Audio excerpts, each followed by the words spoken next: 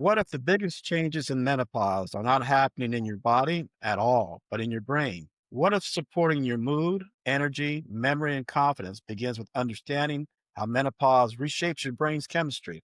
Today, we're joined by Star Zakian, PharmD, menopause expert, pharmacist, educator, and one of the guides inside our Wellness Wave Club Facebook group, the Wellness Circle. There and other places, she helps women navigate menopause with clarity, confidence, and real world tools. So before we dive into symptoms or solutions, let's lay a little foundation here.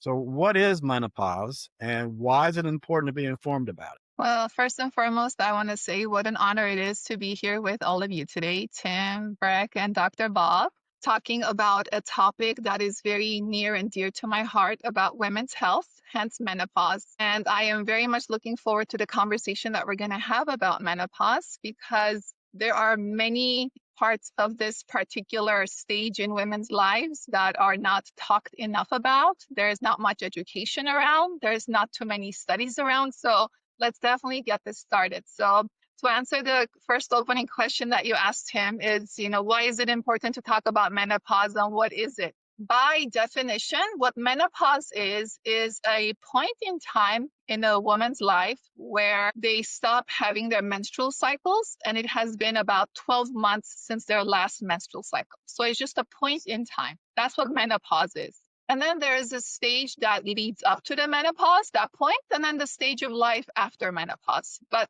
per definition, menopause is that point in time where it's been 12 months since you've had your last period. And so, why is it important for us to kind of understand this period? Because some could say it might be, if they accomplished everything you one wanted to have in terms of childbearing, you might say that's a beautiful place to be. No more cramps, no more headaches, no more anything of that nature. So why is it really important for us to understand this, Star? Well, what's happening in a woman's body at that time, Tim, is basically a lot of biological rewiring that happens when our reproductive hormones are going down. So we live through life. First, we get into puberty, we get the hormones, we have a reproductive life cycle until the point of menopause, where we are able to, most women, to ovulate and have the possibility of getting pregnant and having children. But what happens is it has a finite period of time to be reproductive. And so before that point that we reach where the menstrual cycles stop, they start decreasing. As they start decreasing, a lot of changes start happening into your body that really alarms the woman in terms of like, what is happening to me? I'm having Right, symptoms like, great. So there you laid it for us. Alarming things, what's happened to me. And so you set that foundation for us. Appreciate it. We're going to build on that foundation in a let's do second. it. But before we do, I'm going to remind our audience here that you are watching and listening to Well Wave Now. And that's where timeless wisdom meets modern insight to help you live better and hopefully for longer. Well, it's always a pleasure to have a someone from my industry on. So, of course, I work with community pharmacies for the past 20 plus years. Sorry, you were probably just a child when I started in the industry because in fact, one of your professors at pharmacy school is a good friend of mine.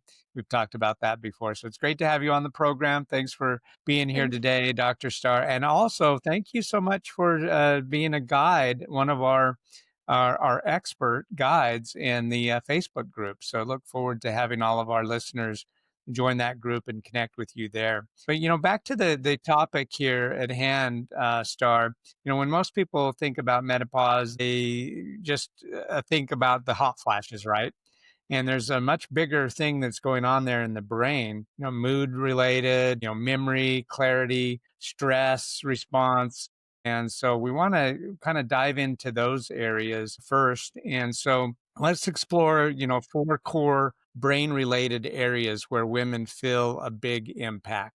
Emotional, the emotional steadiness being number one. Number two, cognitive performance. Number three is sleep, which is so important, right? So sleep regulation. And then number four is confidence, and then the sense of self. So I want to dive into those four areas. And my first question for you here is, women often describe not feeling like themselves anymore, emotional or mentally having issues and some of those concerns that people just assume are age related.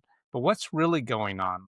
You are asking $1 million question right here. So a lot is going on. So way before the hot flashes kick in, women start noticing changes. And a lot of the changes, as you mentioned, Breck, are coming from issues with sleep irregularities. Their emotional state, all of a sudden, they're more sensitive. They get more anxious. They get moments of memory lapses. And most of the time, it is not a common sense to attribute that you are transitioning out of your reproductive stage into a stage of menopause. That is not the first thing that comes into your mind. The first thing that comes into your mind, something is wrong with me, which maybe that's why you need to go for follow-ups. But what is interesting about the changes that women usually notice with the ones that you mentioned, they're all in the brain. They're all in the different aspects of your brain that are usually maintained at a certain equilibrium or a certain level of normalcy. And all of a sudden, the normalcy is out and you wake up in the middle of the night and you're not feeling well. You have these moments of brain fog where you can't remember things as you used to. And then your emotions are really going haywire and you just don't know what's going on with you. Yeah, And that's why I think it's important for us to, spend some time today really on the brain and mental aspects of it, because people talk about the physical aspects, they can attribute those to things, but there's a lot else going on here that I think everybody needs to kind of understand and think about a little bit on that one. So that's very good stuff. yeah. So how do those changes in hormones? You look at estrogen changes, progesterone, testosterone. Everything is kind of just altering just slightly a little bit, and those are all regulating mood, stress, and emotional balance. So how much do you get into hormone and hormone replacement in your coaching with patients? So I'm going to take one step back and just talk about what these hormones are. You mentioned estrogen, progesterone, and testosterone. These are hormones that our bodies make, usually in the ovaries. Testosterone is usually more in the adrenal glands, but usually the ovaries are the ones that make these estrogen and the progesterone. These hormones are messengers. They are messengers that carry messages from one part of your body to another part of your body to do some kind of a function. So these messengers have been going around our body doing what they do, and all of a sudden there is a decline. There is a decrease in their production because we have much less follicles, much less ovaries not ovaries, but follicles that can produce the necessary hormones that we need. And one misconception that a lot of people have is they think estrogen is just a female reproductive hormone. It just helps you in your reproduction. But estrogen, as well as progesterone and testosterone, does a lot more, especially estrogen. Estrogen helps different parts of your brain in its ability to modulate different kinds of neurotransmitters. It's a big word, basically serotonin, dopamine, all those different things we have in our brain that help us with our mood, with our energy, with our memory. Estrogen helps us in our brain with controlling our temperature regulation. Estrogen helps us in our brain with consolidating memory, etc. It also helps in our brain by utilizing glucose because glucose is the main source of energy that the brain uses. So the ovaries make the estrogen, but the brain is what dictates the estrogen to be released from the ovaries. And then once the ovaries are released, they go and affect the brain. So it's like this relationship that the ovary has with the brain. And so they work really well until they don't. Until they don't. And so, and how do we get Dr. Bob to all those things you were saying, but estrogen did? I'm sitting there saying, well, boy, my illustrious colleague, Dr. Bob, sure has slipped quite a bit here in the past year and a half. How do we get Bob some more estrogen? You're on mute. Yeah. I wanted to ask you, Tim, what are we trying to accomplish with the more estrogen? That's what I want. Get Bob's brain functioning like it used to. Yeah. So how much of a change has to even be there before somebody, I mean, is it just slight changes or does that drop off dramatically, the production of those hormones? So what usually happens in this stage leading to the menopause, the first hormone that we see declining or decreasing is the progesterone. The progesterone has a nice steady decrease over time. And it doesn't have too many fluctuations, and it just steadily over time goes down. And we'll talk more about this later, about the effects of what progesterone helps with, but that's what happens with the progesterone. It's a slow, steady decline. Estrogen, on the other hand, has a very erratic pattern. One day it could be high, one day it could be low, one day it could be too much. And within a specific day, you can even see fluctuations. So the changing patterns of estrogen is much more erratic than you will see in the progesterone. And the last but not least, that testosterone, well, the testosterone does not decline the way that estrogen and progesterone do. They still do over time. But since we have other organs like your adrenals that make the testosterone, the decline of testosterone is not that steep as we see. And to answer your question, Breck, sometimes very little fluctuations really trigger the brain, because the brain really likes to have balance. It doesn't like to have any kind of fluctuations or decrease, because when that happens, it goes, there is a reason something is happening. Let's pump out more estrogen. Let's pump out more progesterone. It doesn't know that the ovaries are kind of slowing down and no longer making those follicles. So that's the trend usually with the hormones. And Dr. I have a Bob, that you had? Yeah, I'm just curious if you have any speculation, Star, about why estrogen would show such radical changes even throughout the courses of a day, and the other ones are pretty stable. Are these changes in estrogen related to other factors like stress or changing circumstances during the day that the person's reacting to somehow? That's a great question, Dr. Bob. So I'm going to talk about the progesterone part, because the reason we're not seeing the erratic part of progesterone is because progesterone typically gets released from the ovaries when there's some kind of ovulation happening. And it's not always that each follicle in the ovary leads to ovulation. So the critical need of progesterone isn't as high. Whereas estrogen is something that is produced by the follicles. And the way that the follicles produce the estrogen is through the direction from the brain. The brain says through the different pathways, our ovaries make more estrogen because we need to keep things in balance. And whenever the natural response of the body is to have less and less follicles over time, we are seeing less and less estrogen. And so the brain just puts out more hormones out there, try to see if you could get more estrogen coming out. And then so with respect to stress and etc., stress always has a role that it plays in our neuroendocrine system, meaning our nervous system and our hormone system.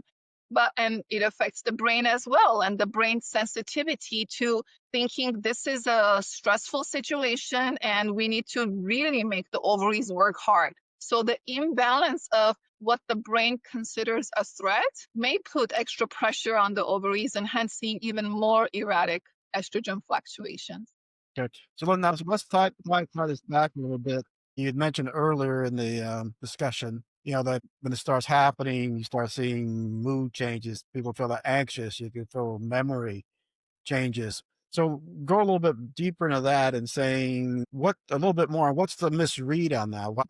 What are women doing in terms of, and their spouses and their partners doing, sort of drawing kind of different conclusions of what's happening given that? So since menopause coincides with woman's midlife stage, during midlife, a lot of things are happening in women's life. And aging is something that always comes into mind whenever you have any kinds of symptoms coming out of the blue. A woman may think, oh my goodness, what is happening to me? Am I really deteriorating? Is this my new normal? Is this going to get worse? Do I have dementia? Who am I? Like, what are these emotions I'm feeling? Like, who have I been before this? So many things come up in women that start questioning their essence of their identity. And then the men in their lives, including the family members in their lives, they're also surprised because they're noticing things in their partner or the person in their household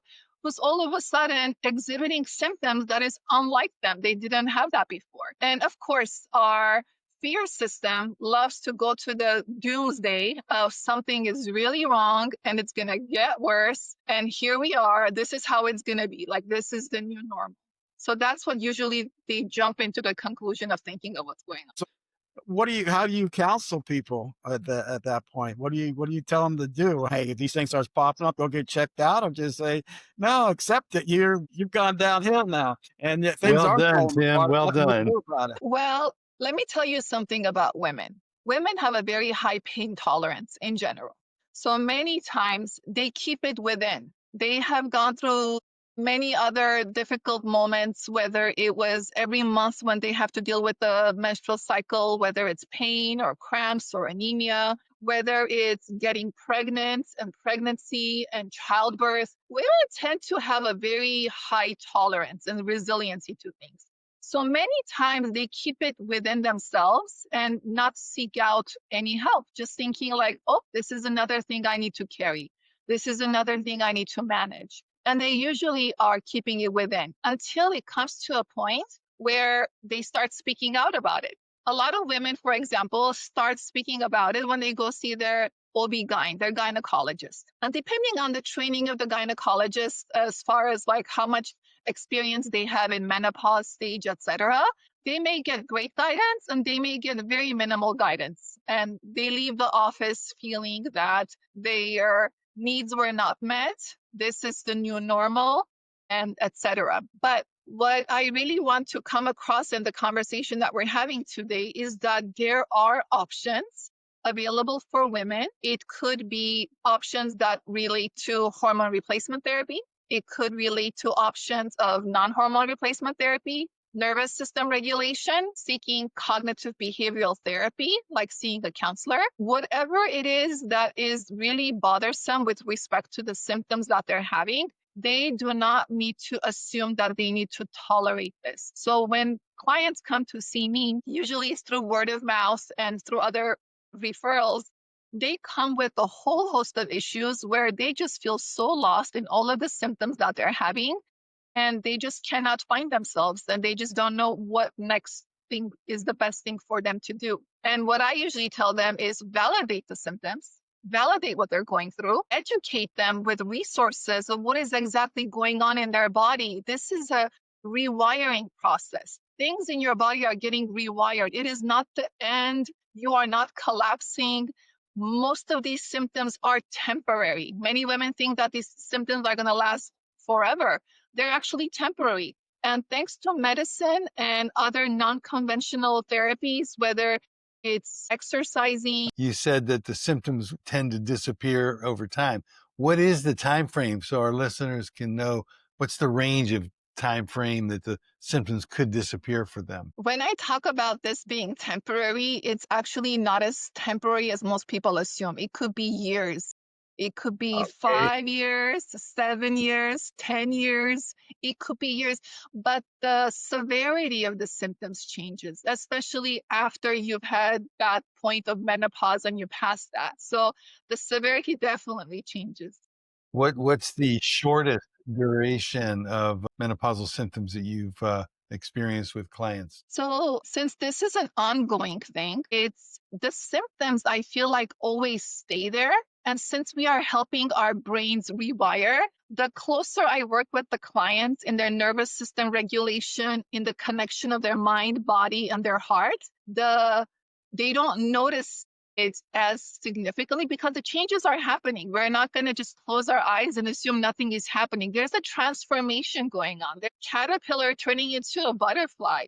There is, light at the end of the tunnel, which at that point you don't see the light. You think you are at the bottom, you're not going to get out. There is a way out. And with the tools available to many women that unfortunately not many know about, it is possible to manage them and to really get connected to themselves. Because one more point I want to make about the women's essential nature is they do so much more for others, their family members, their friends, and their kids. They really don't connect too much to themselves. And this is a perfect opportunity to slow down and really connect with the female essence that you have inside of you. Yeah, I'd agree. I'd agree on that. A lot of women I often say are almost martyrs, but I always try, and things as I've worked with women in number capacities, try to say, look, its essence, if you don't really take care of yourself, how are you really going to be able to take care of others as much as you want to, as much as you like to? So I do like that self-reflection, self-connection part on that. So we're gonna, I know you and Dr. Bob are anxious to kind of get into, what do we do now? How do you do it? How do you address it? But I want to step back for a second, because we want to focus on, I think, as we are, an area that's not as much touched upon, which is the brain and the mental aspects of it that happen with menopause as well. So let's spend a little bit of time on that. Yeah, I think it seems to me it changes, it affects recovery, energy, like I said, muscle, and as you mentioned, sleep, which can be both physical and mental tied together. These are often misunderstood as to what's actually happened here a little. Yeah, it's so interesting to me that just the very slight shifts in your neurotransmitters can change motivation, appetite, muscle recovery, even affect your joint stability. Could lead to a bigger shift with your body. So the key areas that Tim is alluding to, I want to jump into those now, and that's muscle loss and how important protein is, that need for protein, recovery, and the inflammation sensitivity, metabolic changes, a lot of different weight changes, and then sleep is really that first domino. We'll get into that a little more too. Hormones and their influence on the body. And then thyroid. We haven't talked about thyroid and the stress and that axis of how those are connected too as well. So many women think that their physical changes again are just aging, right? But what patterns tell you that it actually is either menopause or premenopause? What is really driving that when someone says, "I'm just getting older"? What are those telltales to you? So the average age of a woman in the United States who goes into menopause is around 52, and the range involves anywhere from 45 to about 55. That's when they go into menopause. And all of these symptoms that we're talking about can start presenting themselves within 10 years before the onset of menopause. So many Wow. women, sometimes even at the age of 30s, early 40s, they're having these symptoms of the memory related stuff, the sleep stuff, the emotional stuff, all the things we just talked about. So these things are happening around 35 or, in the 30s and 40s. So at that point, to really try to decipher if it's actually happening as a result of getting older and aging versus menopause, I use this methodology. First of all, you want to go see a healthcare provider, make sure you really don't have any other issues going on, whether it includes getting laboratory work done, imaging done, everything that you need to get done. You want to make sure there's nothing else going on. The patterns with aging related symptoms are usually slow, and the decline just over time happens. It's not like an overnight sensation. Whereas the symptoms with menopause, they usually start on suddenly, and the intensity of them is much more. So if someone reports slight decrease in mood or slight change in something, it could be aging related because you don't notice it too much. But if it's something related to the hormonal imbalance and the hormonal changes in your body, you definitely start noticing them almost overnight, and they don't go away. They're more persistent. And so that's how you can tell if it's more menopause versus age. What's the one aha or the one surprise when you really get into the explanation with your patients that they're surprised by as being going on behind the scenes? So what's that one aha symptom? That one aha symptom, I think, is when they, for the first time, find out that the hormones that they have, like estrogen, are not only just for reproduction, they help everything in the brain to do all the mood stabilization, stress regulation, metabolism, everything you can imagine. They have no idea what role estrogen plays in their body. And they only assume that it was just there for their reproduction, having children, and menstrual cycles. And that was about it. And maybe bones. Yeah, they knew that estrogen is good for bones, but how it affects the brain, it's like a major aha moment for them. They had no idea about the causal relationship. Okay. And so now what else is happening physically wise is, we the sort of the list that Breck went down there a little bit. When you talk, so like in men, as testosterone levels off, it's harder to produce muscle. What's driving the body composition? that fat muscle ratio? What's driving that change in women? That's a great question, Tim. It's actually one of my favorite questions. So let's dive into what the estrogen does normally in women with respect to the fat distribution and the muscle mass you were talking about. So estrogen, obviously, our bodies have been creating it during our reproductive stages because it wants to make sure the body is ready to have another child. So what it does, it helps, for example, to make the muscles stronger. It helps the bones be strong. It helps the fat distribution to go from any other area to the areas of the hips and the legs, because that's going to help bear children. So, and it also helps to metabolize the sugar in the blood that it's, flowing through the uptake in our muscles and etc. So it does a very nice job to make sure that the body is always going to be ready for reproduction. Now, when we start seeing the decrease of this estrogen, we are seeing that the lean muscle mass, which normally is always kind of like lessening as we get older. I mean, that's the natural progression of aging. Now, with less estrogen, this speed is happening faster. So women tend to get muscle loss, lean muscle loss, much faster than men do. And then with the decrease in estrogen, now we're seeing the bones lose their strength the way that they used to have before. So we're seeing a faster loss in that. So we're seeing a lot of osteoporosis in these women. The fat distribution, where before for bearing children, we wanted our bodies to have most of the fat in our hips and our legs. Now it's getting redistributed to our abdominal area. And as many of the listeners may know, the abdominal area fat is usually not the best fat to have, because that kind of a fat that we have, it really affects our metabolism, increases our chances of possibly developing diabetes and different other cardiovascular related issues. So those are some of the things that happen with the muscles, the bones, and the fat distribution as the estrogen levels go down. I have a question.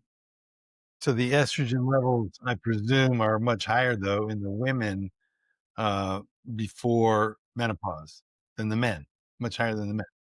So why are men's bones okay sort of through the 55, 60-year-old time frame when their estrogen levels are low, much lower than the women's?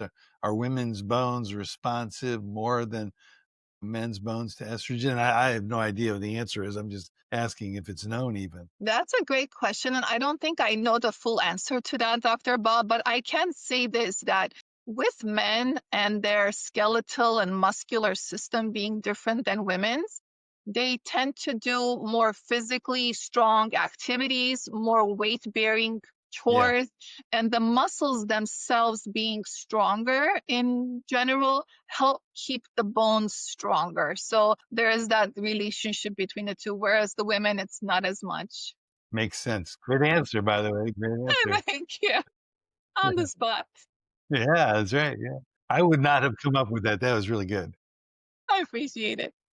So one thing before we move on to the next section here is, which kind of popped out at me. Breck mentioned there's a connection between thyroid and thyroid and menopause and like the stress axis. What's going on there, Star? So the thyroid issues. So thyroid is another hormone producing gland that we have. So the ovaries are hormone producing glands. Thyroid is a hormone producing gland. And many times, when we look at the statistics, women do have a higher rate of thyroid related issues, whether it's hypothyroidism, whether it's Hashimoto's disease, which is a disease where our own body is attacking the thyroid due to autoimmune inflammatory reaction, etc. So women tend to have a lot more of the thyroid related issues than we see in men. Like Dr. Bob's question, I'm not quite sure what is the difference really between why it's happening more in women than in men. That's definitely something we can look into.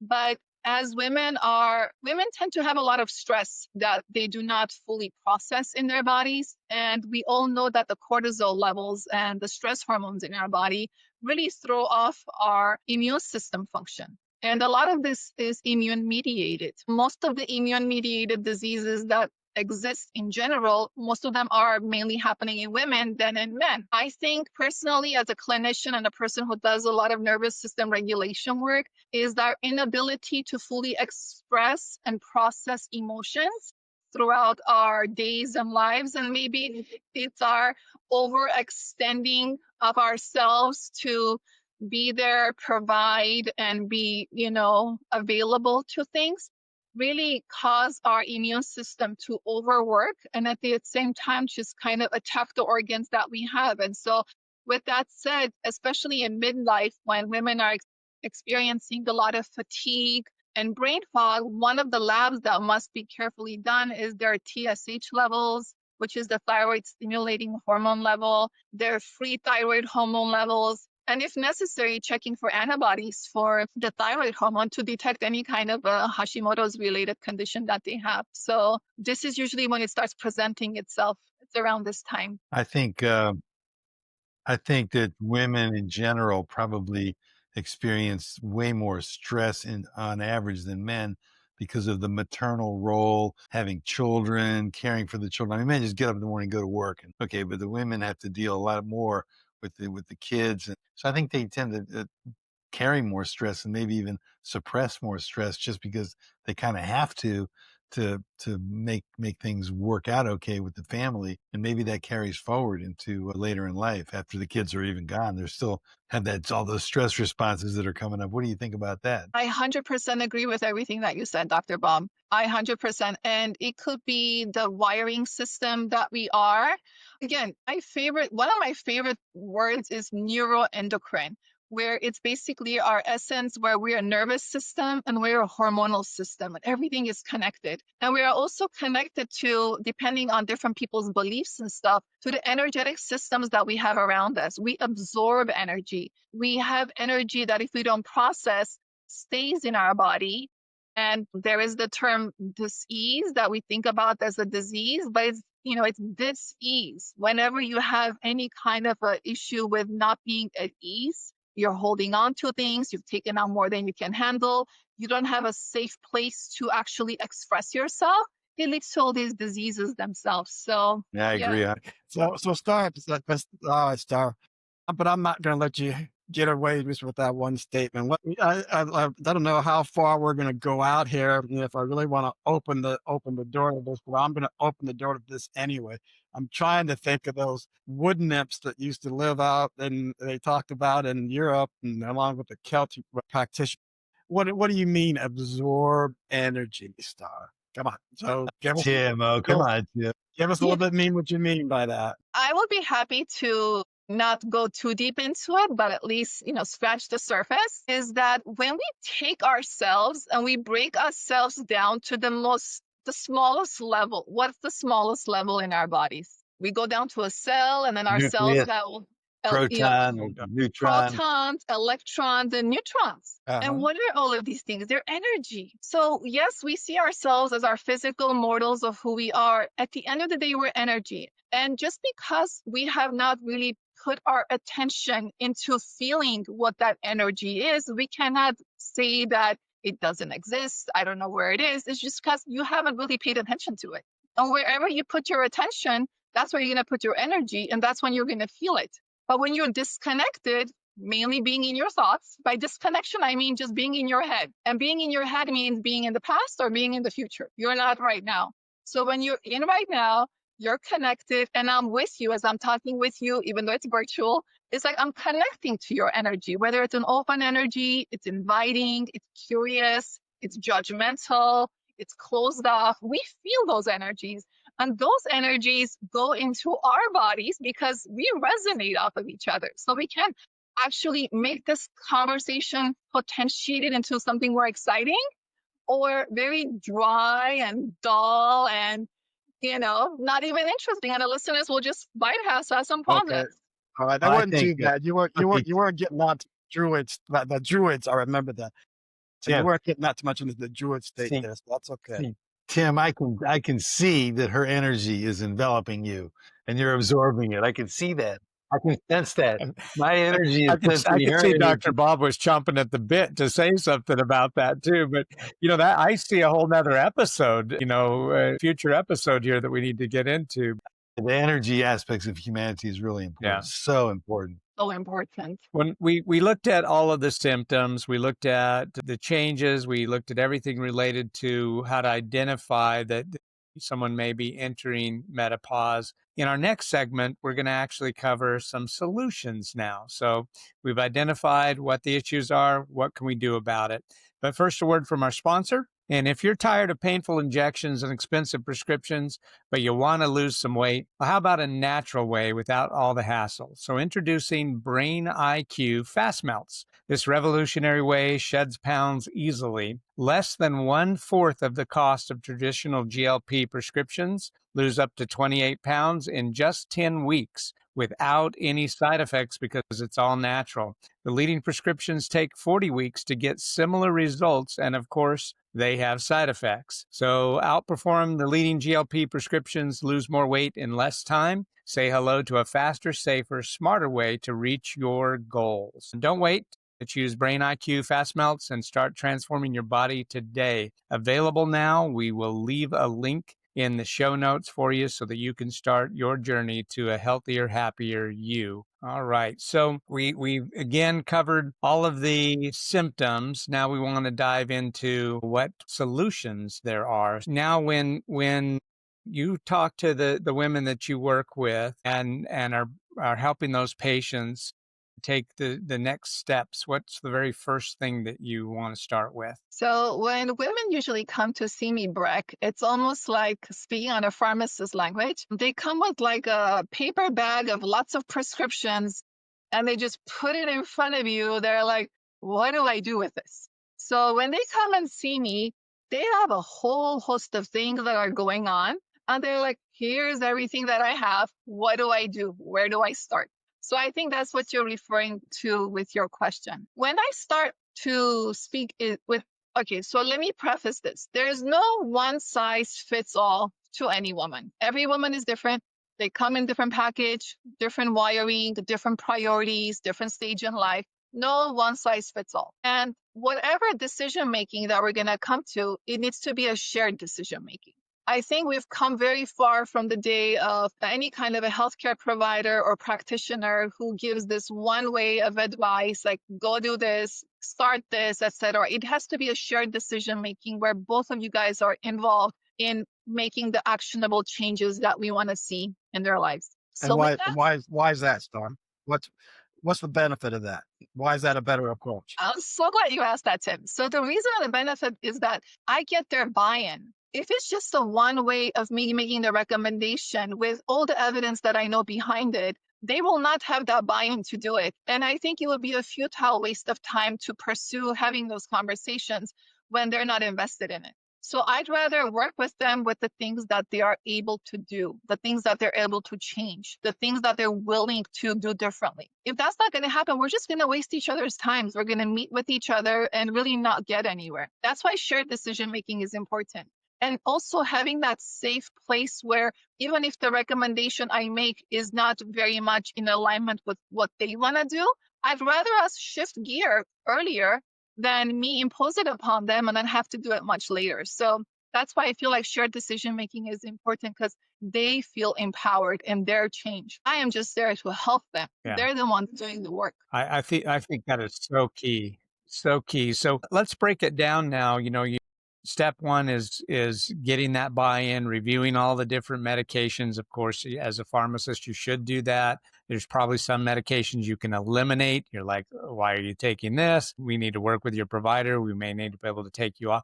That goes back to my breaking this down to your strategies for restoring clarity, because some medications can cause brain fog, right? So what is your strategy for restoring clarity and focus and helping on that side with the restoring clarity. Yeah. I'm going to backtrack a little bit, Breck, is because when I use the analogy of them bringing me like a bag of prescriptions, it's not only the medications, as you can imagine. They come with a whole host of issues that they have. And the whole issues that they have can range anywhere from inability to set boundaries with their family, the overwhelming anxiety symptoms that they have. They have so many other things ongoing, and just the ability to cry things out. I do a lot of energetics work with my clients just because the work I've done on my own self, where I feel like there are so many ways to really tap into that energy, as we were talking about, through tapping exercises. I don't know if it's something that you guys have, I'm sure, got into, where we really tap into our energetic symptoms with different kinds of like cognitive behavioral therapy affirmations that are in alignment with what they're feeling. So I really help to bring their mind and their body at peace first before we start introducing novelties. So going back to the clarity and the confidence that you were saying, is the work starts initially with bringing them to the present to feel more connected. That is the first thing. And whatever modality we need to do to get there, through, like I said, different energetic work, is the first thing. The second thing is whatever bothersome symptoms that they're having, the most bothersome symptoms. It could be night sweats. It could be brain fog. It could be the weight issue, like the weight is making them feel so depressed. It could be the inability to sleep. We really want to target the most bothersome symptom, because that is the weakest link in us getting somewhere. So each of these have their ways of being managed and treated. You know, those night sweats and hot flashes can easily be managed with hormone replacement therapy, cooling therapies, even other prescription therapies that are not hormone based. And my most important thing, aside from coming to the present, is make sure they have a good sleep. I think you mentioned the early domino effect. Yep. It starts with sleep. Rhythm. So why is sleep so important? And many of us, I myself suffer from sleep issues, so I can definitely speak hours about it. Sleep is not something we do, just like we eat, we go, we walk, we exercise. Sleep happens to us. This is our natural state of being at night, where our body shuts down. But if we overwork ourselves, if we don't have the healthy habits leading to our sleep, if we have other bothersome issues that we have in our lives, we are not going to sleep well. When you don't sleep well, you wake up in the morning, you're fatigued. You don't have a clear mind. You don't have motivation to go work out. What workout? You're barely struggling and you're barely getting yourself to work. And the food choices, you're not going to think about having a nice fiber-rich, protein-rich meal. You're going to grab the thing that's going to give you the most comfort. So all the different choices you start making after not having a good sleep are all going to spiral down against you, not for you. So developing a nice sleep hygiene is something that takes time for me when I work with the clients to establish. It doesn't happen overnight. Many of us, we want, tell me a pill so I can take so I can sleep. That's only going to go so far. You are not going to rely on pills. You really need to instill a lot of lifestyle modifications, a lot of steps that you need to take before going to bed that are going to support you in having a good sleep. And over time, you will get to a better sleep. I'm not going to say you're going to sleep like a 8-year-old, but you are definitely going to be in a better place. And I want to point out that studies have shown, women and in men, if they don't have good sleep for years at end, they significantly increase their chances of getting a heart attack, getting a stroke, or any other major health condition. So sleep is essential, and it's really undervalued by the society these days, unfortunately. Star, what are two examples? What are two examples of sleep hygiene that you can tell our listeners so they have an idea about sleep hygiene? Which I would say is the sleep hygiene is going to sleep without things that can corrupt your sleep, right? Yeah. Oh, I would talk for hours on sleep. So, Dr. Bob, the sleep hygiene begins from the day before. One cannot have the false expectation, I'm going to put myself in bed right now and go to sleep. That is not going to happen. It has to start with the day before and the choices that you made in terms of when you ate your last meal. What did it consist of? What was the engagement in activities related to electronics that you used? What are some bothersome thoughts that you have running through your head that you still need to do and take care of? Maybe like jot them down so they're not in your head. You can tend to them in the morning. So that would be one thing, jotting something down Take something down. so you're free of it. Okay, I just want to get a couple examples out there for people. Specific examples, absolutely. So jotting things down so things are not in your head. I recommend 1 hour winding down period. And I'm sorry, I think it's BS when people say that I don't have that hour, because most people spend at least half an hour or 1 hour scrolling through social media or some other TV, Netflix channel that's running on their TV. If it's that important to you, 1 hour before that, start your routine, which includes shutting down any external stimulation that's going to stimulate you. Have a clean room that's cool and dark. If there's a scent that you like in your room, have that in place, because it's almost like preparing for a ritual. You're getting yourself prepared for a ritual of going into the sleep. So getting things out here, have the family members in the house on board with you, because many times we may want to implement sleep changes, and the kids and the spouse and the dog, they need to be aligned with the changes that you're implementing. They need to be on board with you to support you. And it is possible. It is not impossible. So with those changes, and over time, you're going to see this nice routine kind of take place slowly but surely. Yeah, I think great sleep will eliminate some of the stress that women experience. Yes. And also the body heals overnight, growth hormones released. They don't want to be eating before they go to bed, which suppresses growth hormone. A lot of reasons. I agree with you 100%. Sleep is so important.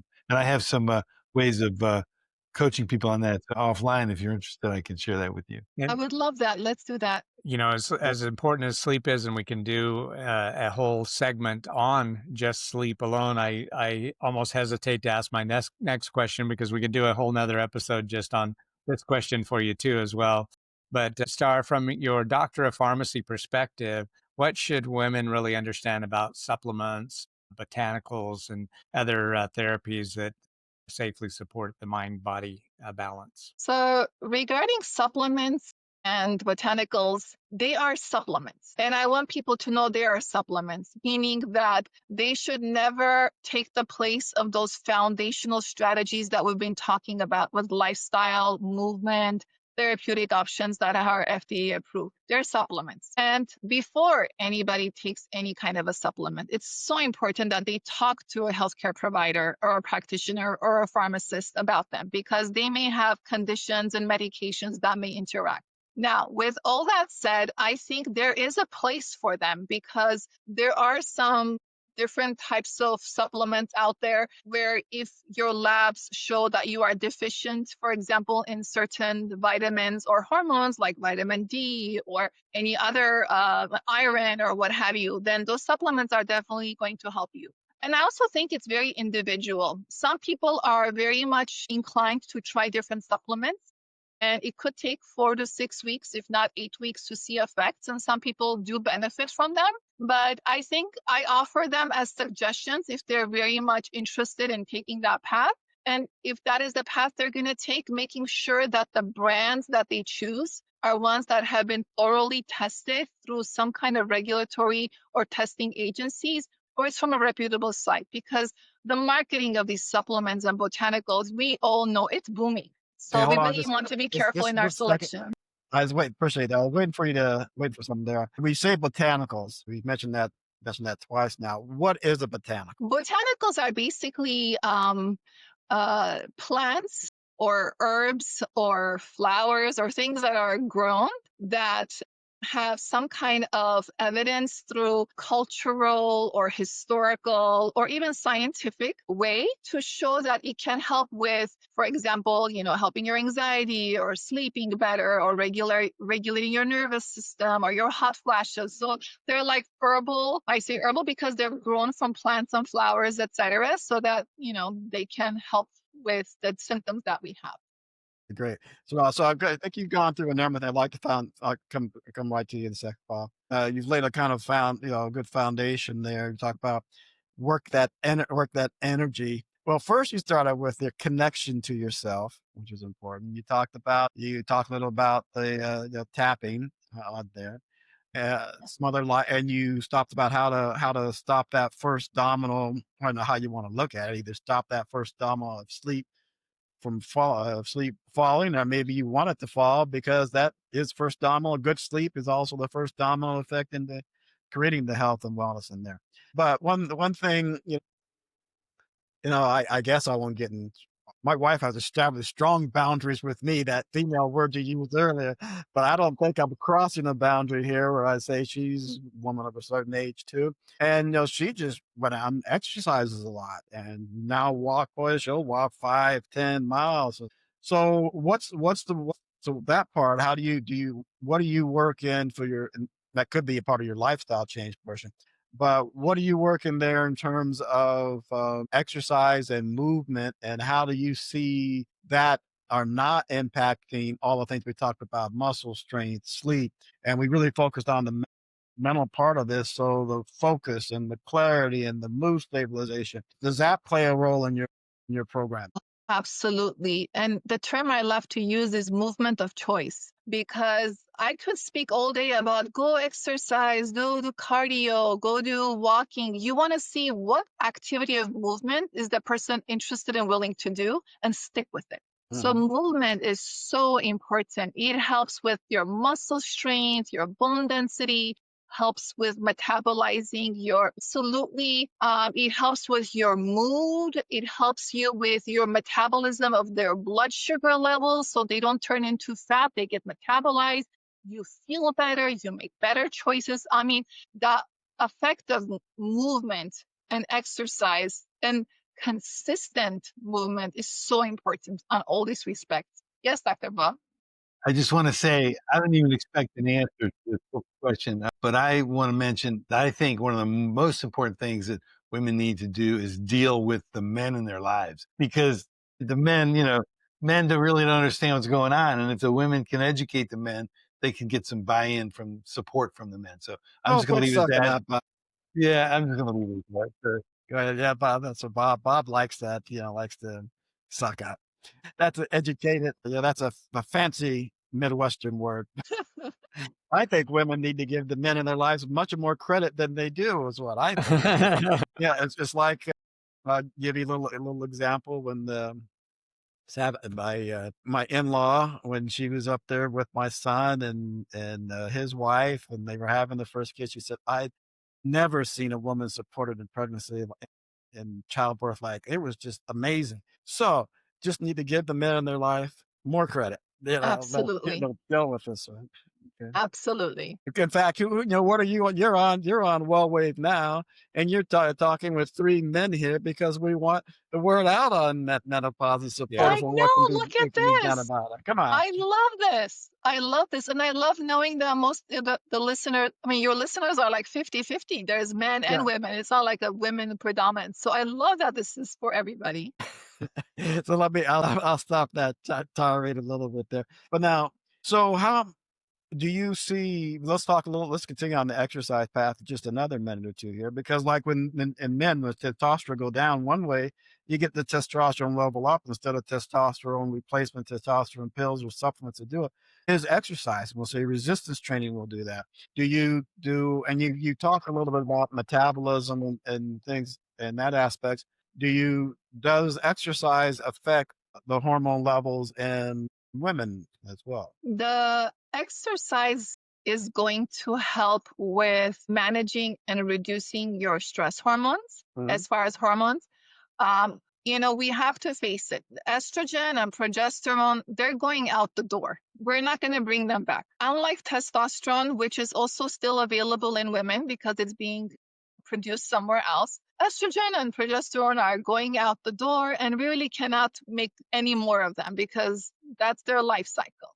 However, there are these neurotransmitters, the chemicals that are made in our brains and even in our guts, like serotonin and dopamine and all these other hosts of neurotransmitters that exercising helps to produce more, helps to modulate them, making them more available for use. As far as hormones, our cortisol levels go down. As far as neurotransmitters, our moods are better, we think better, we feel better. So there is a whole cascade of neurochemical effects that happen just by exercising. Okay.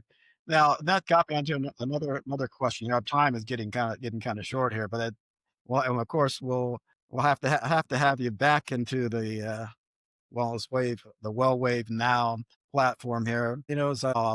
Actually, I might need some estrogen. I kind of lost my train of thought there. So go ahead, Brett. Well, while you're regaining that train of thought, I know that, obviously one of the top concerns is weight fluctuation, and exercise is one of the best ways to manage that. So not only are you getting the stress relief, but you're managing that sugar. And I've always been a strong proponent for, taking a walk after a meal. Everyone wants to just go sit down after a meal because you want to unbutton your pants and relax. But no, you need to go take a 10-minute walk and really regulate your sugar especially after a Thanksgiving meal, right? Absolutely. Agree. Absolutely. Yeah, so thanks for that, Brett, 'cause gave me time for it to come back to me a little bit there. Got my shot, I can still generate estrogen, Star, maybe it came from that Boca burger I had at lunch, that's supposed to be soybean, that's supposed to have some things in the estrogen level to promoting. So what really stuck me there, like when you talk about the estrogen is gone, is I began to wonder, so is there something, of course not for child, you're not going to get back to be able to have childbirth or things of that nature, but is there something else that can take the place of the other things in the woman's body to help support health? I don't, not hormone replacement, but is there something else that can kick off in the body that keeps it in balance? Because you do see, like I said, everything's individualized, but you see women who are in their 90s who are not taking hormone replacement, who still have strong bones, who are sharp. Right. Nancy Pelosi's got to be. I'm glad, Bob. I'm glad, and I have to state I am a Republican, but Bob will be all over Nancy Pelosi. I like Nancy's people. Nancy's probably what 80 some odd years old, 83 in her 80s, still sharp as a tack, and nothing wrong with it. And I don't know if she's taking that hormone replacement. Let me quit babbling here and just ask you, if you got the intent of that question, what aside from hormone replacement might be going on to keep these women active and strong and able? So that's a phenomenal point to make, Tim, because our brains and our bodies are just this phenomenal. I'm going to use the word technology. Our brain and our body is so resilient and adaptable to these changes, and it knows how to reconnect and reprioritize the usage of vitamins and minerals and nutrients that we need. Of course, there is always a genetic predisposition to things where many of us are genetically prone to do better just because of our lineage of genetic markers and what have you. But our choices in our lifestyles, the people that we surround ourselves with, the habits and the routines that we maintain on a daily basis can really serve us very well. So yes, we can ride on the wave of like, oh, genetically I'm good, I shouldn't be worried about it, and so then face the consequences, or say I am doomed because my genetics are not good, so no matter what I do, nothing is going to work for me. If we step away from those two ways of passive thinking and really watch this second half of our lives, and I call it the second half because the average age of women, for example, dying is getting, it's being pushed further and further. So we are going to live post menopause at least for another 30, 40, even 50 years. And our body and our brain is able to rewire, reorganize, and work really well if we give it the chance and the opportunity to do so. If we ourselves don't get into that way by having a sedentary lifestyle that most of this Western culture unfortunately supports, the obesogenic diet, and by obesogenic, I mean the types of additives and the types of foods that we eat that contain a lot of processed and added sugars. So if we stay in a lifestyle supporting the obesogenic diet and sedentary lifestyle by not moving, we're not going to do very well. But if we are going to be out there learning new things, walking, exercising, having a lifestyle that supports health and wellness, it's not about being skinny. It's not about looking good. Those are great. It's about health. And whatever is going to promote that health is what we need to do and to put our attention to and prioritize. And it is possible. And it's not only the estrogen or the progesterone in women that are going to help them get there. Women have been having menopause forever. But one thing I want to mention about hormone replacement therapies, and I know we're not going to go into it on this call, is that there is so much research lacking to see the benefits that hormone replacement therapies may have. There are evidences here and there for different reasons, but to actually see if hormone replacement therapy is going to be beneficial in the long run for many of these women, we would love to see more funding and more studies be done. So It's more very, to plan. very well stated. So thank you, Dr. Starr. And it's always a pleasure to have you join us here on the WellWaveNOW podcast. We'll Same definitely here. have to have you back because you have a wealth of knowledge. And for all of our listeners who are listening today, if you want to connect with Dr. Starr, you simply can join the Wellness Circle. It's a Facebook group where Dr. Starr is our expert guide who heads up the Thriving Through Menopause lane on the Wellness Circle Facebook group. So we invite you to join us there. And thanks again to all of our listeners for being here today and for supporting this program. Today we've learned how menopause is reshaping your brain, your body, and the way that women are experiencing themselves. And that's just fine. All of that is perfectly natural. But there are some real solutions also and some tools that can support that transition, and connect with Dr. Starr, and she can help guide you and get you some of those tools. Again, join the Wellness Circle on Facebook, and then also subscribe to the Wellness Wave Club YouTube channel. We've got an exciting announcement where we've well exceeded the 2,000 mark now there, and in the top, 10% of all YouTube channels. We're looking to get into the top 2%, so please join us there on the Wellness Wave Club YouTube channel. And always remember, wellness, it's in you.